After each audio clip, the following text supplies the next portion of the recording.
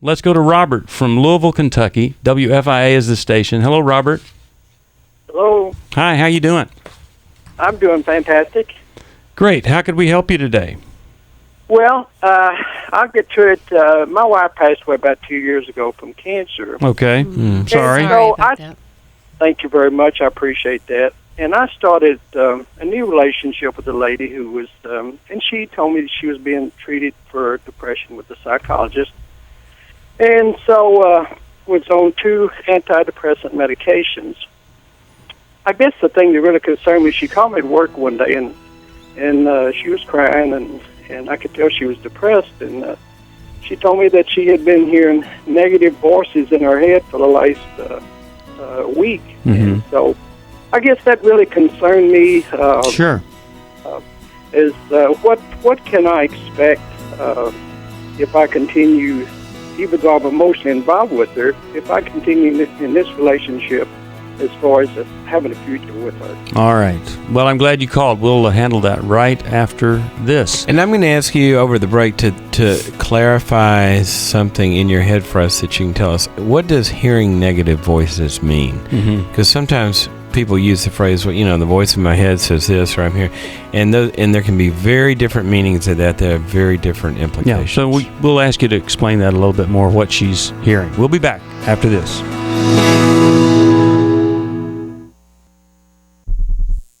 Hi everybody, Max Locato here. I've been a pastor for over 25 years, and in the process, I've been fortunate to cross paths a few times with Steve Arterburn and his team at New Life. And I can tell you for a fact that these are good people doing real ministry work where the rubber meets the road. One of the ways they help people is through their New Life Weekend. The Apostle Paul writes about finding the transformation that comes from the renewing of your mind. That's what these folks at New Life specialize in. Whether you struggle with anger, unforgiveness, depression, grief, boundaries issues, maybe you've never worked through the pain of a past abortion, maybe you need a marriage tune-up, maybe your marriage is in crisis. Listen, these good people can help you. Call them today at 1-800-NEW-LIFE. That's 1-800-639-5433 and ask about the New Life Weekend. Hi, this is Stephen Arterburn from New Life Ministries. We know that Christian counseling changes lives. We hear evidence of that every day. My relationships with my husband, with my friends, with my family are much richer and deeper and honest. Particularly my relationship with God, I see Him in a more accurate form and begin to trust Him more. There's joy and there's peace because I have the internal tools that I can trust. So it's radically changed my life. I'm just not even the same person. Our nationwide network of licensed Christian counselors means there is help available near you. Take the leap, jump in, and go for it. It's changed my life completely. You don't have to be stuck where you are, but you can't really expect to change unless you take action. Call us today at 1-800-NEW-LIFE. It could be the start of a whole new life for you. Christian counseling works, and we can help. Call 1-800-NEW-LIFE today. Someone who cares is always there at 1-800-NEW-LIFE.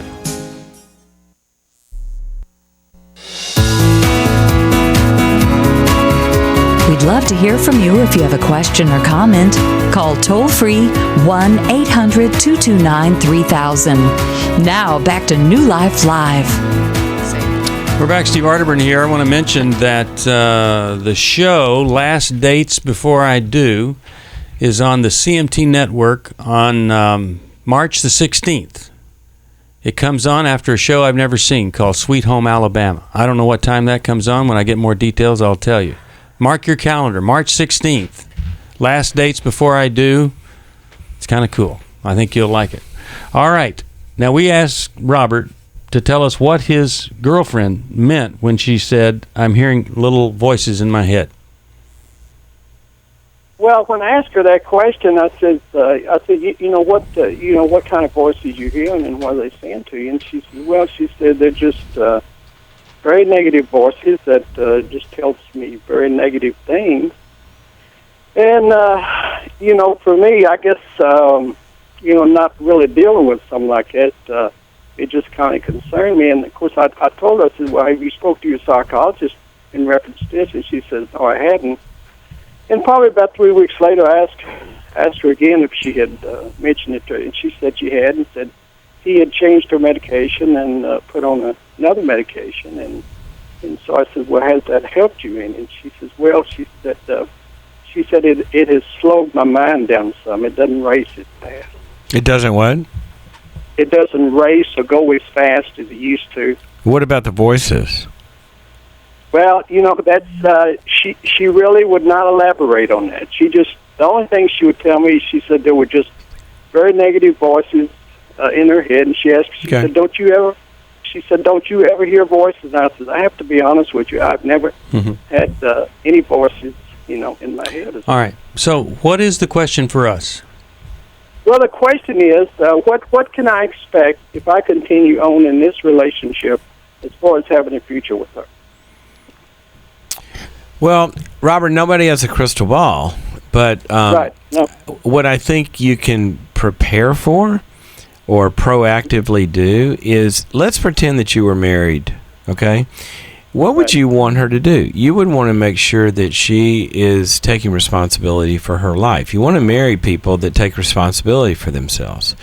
And so if she has this illness, you've got to find out, well, how long was it before you told your psychologist? And are you actively, if it's not getting better, you actively talking to the doctors about, the next step, et cetera, and just make sure that she's getting the best treatment and doing everything that the doctors are asking her. Are they asking her to go to groups, for example? Are they asking her to go work out some issues with her family, et cetera? All that kind of stuff.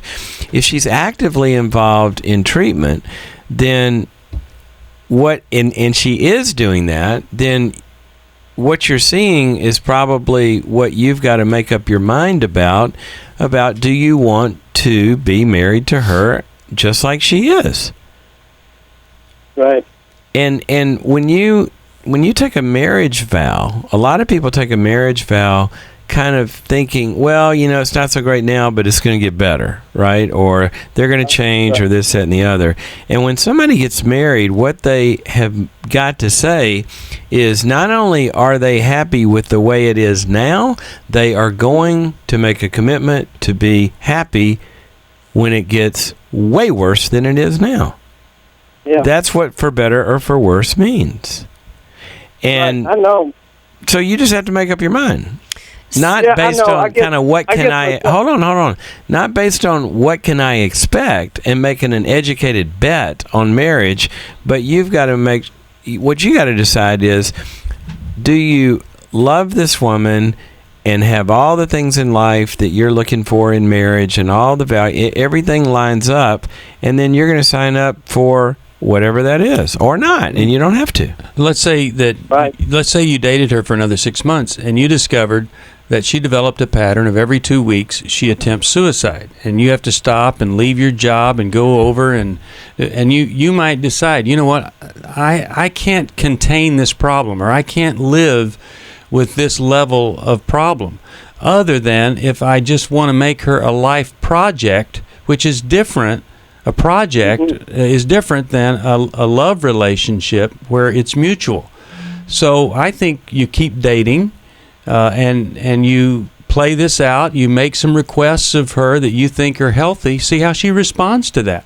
If she's not going to any kind of support group, and you say, I really think in addition to this medication stuff, you ought to go to a support group. And she says, absolutely not. Quit telling me what to do. I think that goes a long way in helping you understand how it's going to be if you were to marry her. Okay, I hope that's helpful to you. Let me send you Walking into Walls, and I'll send you necessary input. I just want to make one quick comment about that comment. Both of you do. You're going to take us in a different direction, which is great. Why do you think this that? is just a sort of clarifying it all, I think. There's a difference, Robert, in if you love somebody and you want to marry them, and they might have all sorts of illnesses, and this might be a very rocky, bumpy road. That's fantastic. Yeah. That's great if that's what you choose out of love. But if that bumpy road is because somebody's not taking responsibility for themselves and their illness, that is a very different kind of road. Good point. And I'll make a quick comment rather than asking a question just for time. But sometimes, Robert, it's hard when you're in relationship with someone that is that desperate.